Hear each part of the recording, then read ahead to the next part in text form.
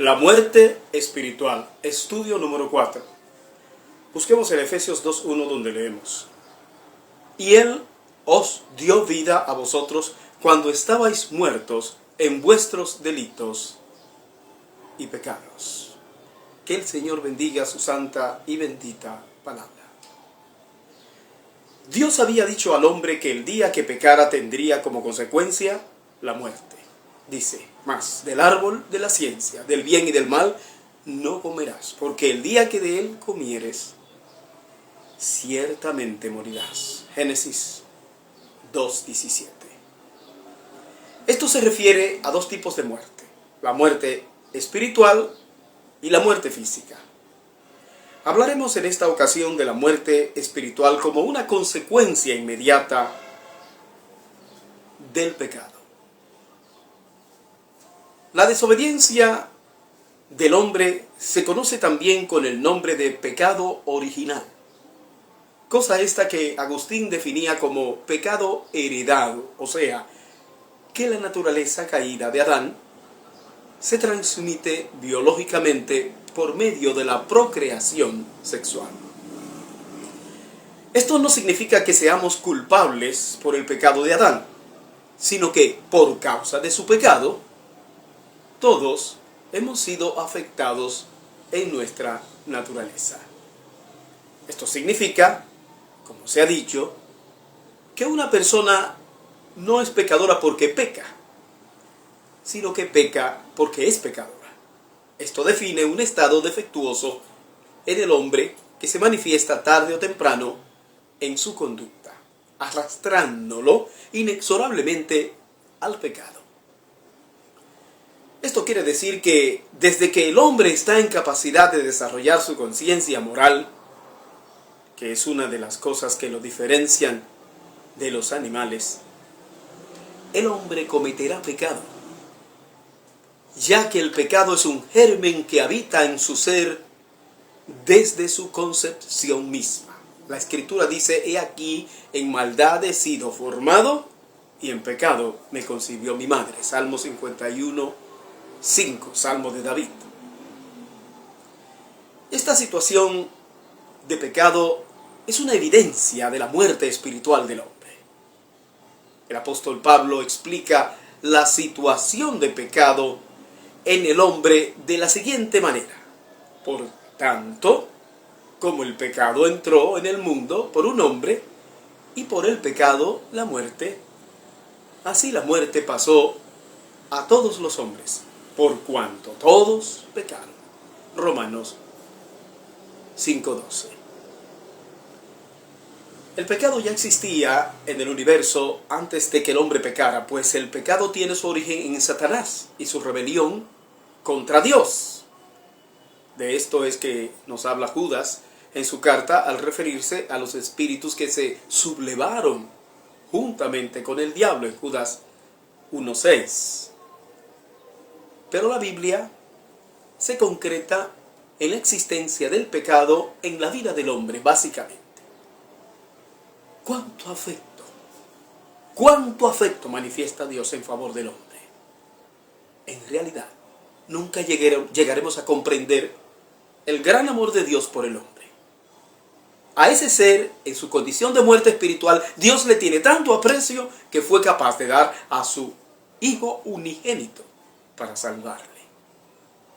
Dice la Escritura: porque de tal manera amó Dios al mundo, que ha dado a su Hijo unigénito, para que todo aquel que en él cree no se pierda, mas tenga vida eterna. Juan 3:16. ¿Y qué es la muerte espiritual? Bueno, pues la muerte espiritual es la separación entre Dios y el alma del hombre, cosa esta que implica la pérdida de múltiples facultades en el ser humano. Cuando Adán pecó, dio muestras inmediatas de esta muerte espiritual, en el hecho de que pretendió esconderse de Dios, Génesis 3:8, y además en el hecho de querer culpar a Dios mismo de su caída. Y el hombre respondió: la mujer que me diste por compañera me dio del árbol y yo comí. Génesis 3:12. ya se puede ir viendo el deterioro de la confianza y del aprecio del hombre hacia Dios en los términos en que él se expresa.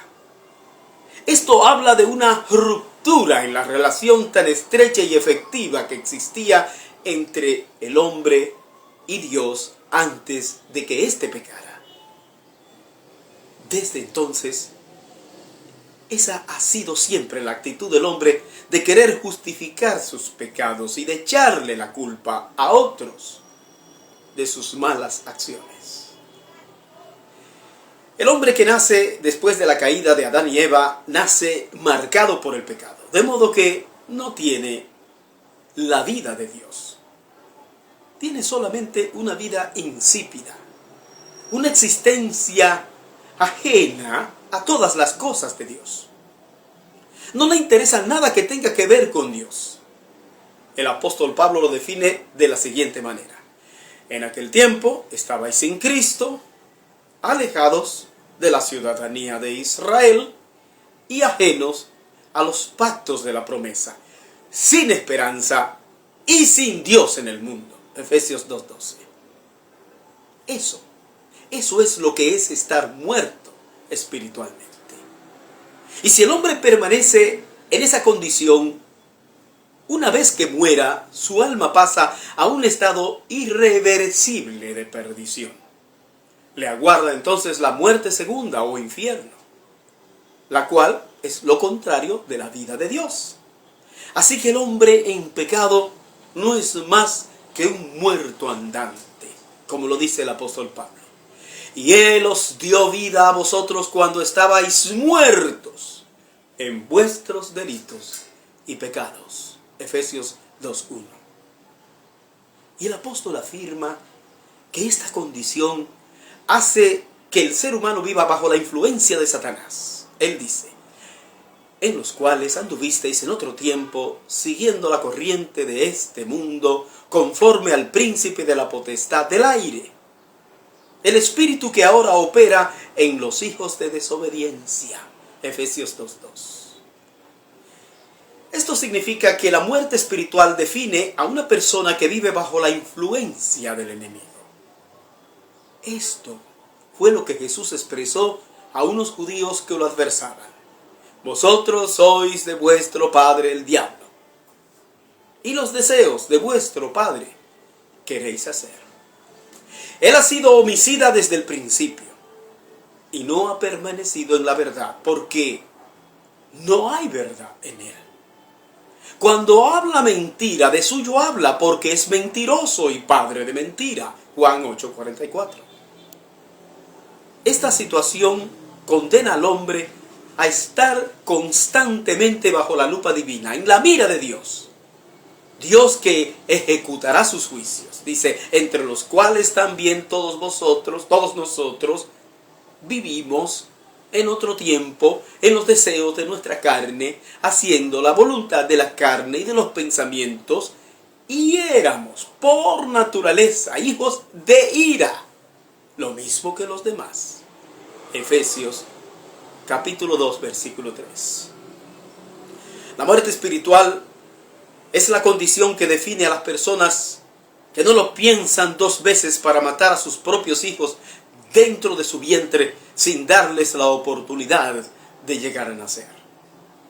Son homicidas por naturaleza, tan crueles que son capaces de ensañarse contra criaturas totalmente indefensas.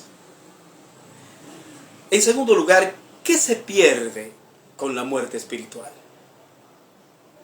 En la primera cosa en que el hombre fue perjudicado de manera extravagante fue en su semejanza moral con Dios. La imagen y semejanza de Dios en el hombre se refiere a la capacidad moral con que Dios dotó al hombre. Y no sabemos hasta dónde el hombre estropeó esta magnífica condición que lo relacionaba íntimamente con su Creador. Dios hizo a un ser perfecto en cuanto a su integridad, nos dice Eclesiastés 7:29, pero el hombre, con su pecado, ha provocado un deterioro fatal en esa semejanza con Dios que originalmente le fue proporcionada. A tal grado que necesita con urgencia, dice el apóstol, necesita ser renovado, necesita convertirse en una nueva criatura. Por eso dice, y renovaos en el espíritu de vuestra mente y vestíos del nuevo hombre, creado según Dios en la justicia y santidad de la verdad. Efesios 4, 23 y 24. Debido a esta incapacidad moral en la que se encuentra el hombre por causa de su condición de pecado, se ha convertido en un ser totalmente corrupto en lo más profundo de su corazón, lo cual afecta todo su ser, dominando su intelecto y su voluntad. Es incapaz de poder hacer lo bueno y se inclina continuamente a hacer lo malo porque está en tal estado de corrupción espiritual que su alma está sumida en la más patente oscuridad. Romanos 7, versículos 7 al 25. En el estilo de vida del hombre posmoderno nos podemos dar cuenta de la magnitud de este deterioro.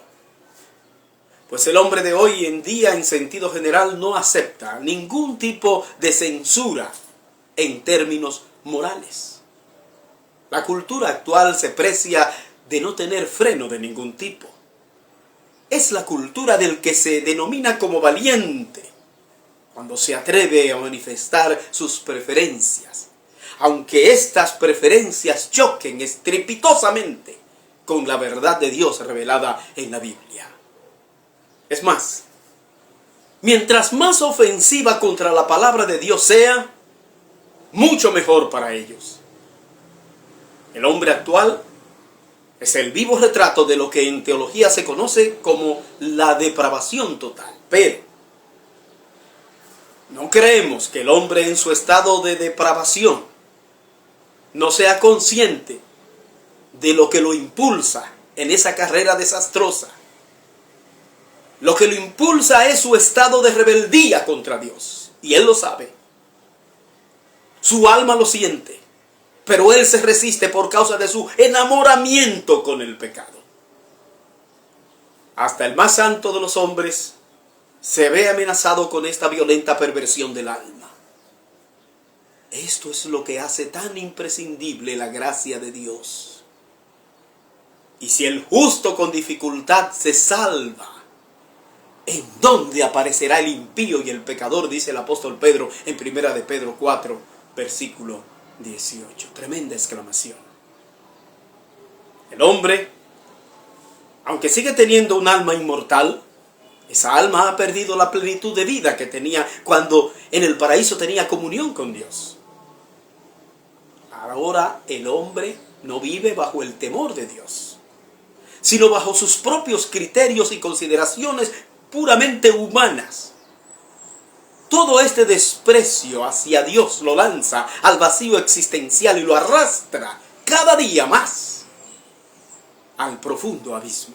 Finalmente, ¿cómo recuperarse de la muerte espiritual? Por lo general, el que está muerto espiritualmente piensa que la vida termina con la muerte y por eso hay que gozar todo lo que uno pueda antes de que llegue el desenlace final.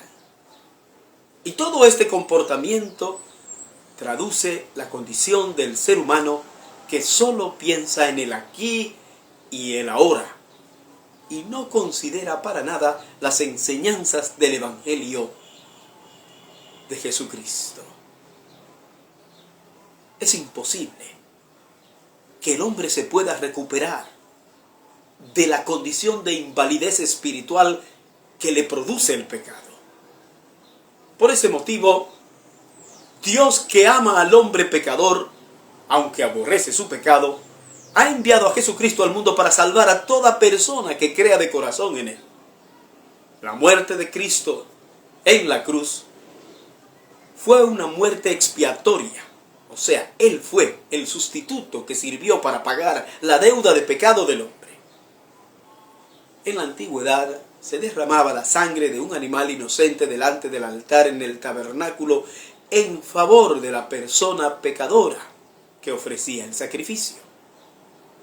Con ese acto se prefiguraba el sacrificio verdadero por excelencia que después haría Cristo en la cruz para borrar los pecados del hombre. Así que lo que fue profetizado en el Antiguo Testamento se cumplió en el Nuevo Testamento. En un solo día, Jesús fue ofrecido en sacrificio por los pecados del hombre. Si Jesucristo no hubiera venido a este mundo para dar su vida, los sacrificios de animales de la antigüedad en el sacerdocio arónico no tendrían ningún significado. Es por medio de la muerte de Cristo en la cruz que el hombre puede recuperar de nuevo la vida espiritual que perdió. Para que el sacrificio de Cristo se haga efectivo en la vida del ser humano, es necesario que cada uno crea de todo corazón en Jesucristo. Como dice la Escritura, porque también Cristo padeció una sola vez por los pecados, el justo por los injustos, para llevarnos a Dios, siendo a la verdad muerto en la carne, pero vivificado en espíritu. 1 Pedro 3:18. Y en su magistral tratado acerca de la justificación que presenta el apóstol Pablo en Romanos capítulo 5, compara los efectos desastrosos del pecado del primer Adán con los efectos milagrosos de la obra salvífica del segundo Adán, o sea, Cristo. Él dice de la siguiente manera, pues si por la transgresión de uno solo reinó la muerte, mucho más reinarán en vida por uno solo, Jesucristo, los que reciben la abundancia de la gracia y del don de la justicia. Así que, como por la transgresión de uno vino la condenación a todos los hombres, de la misma manera, por la justicia de uno, vino a todos los hombres la justificación de vida. Porque así como por la desobediencia de un hombre, los muchos fueron constituidos pecadores, así también, por la obediencia de uno, los muchos serán constituidos justos. Romanos 5, 17 al 19, magistral exposición. Hay esperanza entonces para la humanidad. Hay esperanza para el hombre pecador. Hay esperanza para todo aquel que venga arrepentido a los pies de Cristo. Si el hombre pecador en su estado cabal y consciente mantiene esta condición hasta la hora de su muerte, entonces morirá en un estado de pecado que lo inhabilita para siempre, para poder tener comunión con Dios. Mientras el hombre está en el cuerpo, tiene la oportunidad de reconciliarse con Dios, nacer de nuevo y recibir la vida de Dios, que es la vida eterna. La vida eterna es lo mismo que la vida espiritual, que es la vida de Dios en el ser humano. Es la comunión del hombre con Dios. Y esto no es algo que se obtiene mediante un ejercicio espiritual, sino mediante la confesión de fe en Cristo, el único Salvador que existe. Que Dios te bendiga.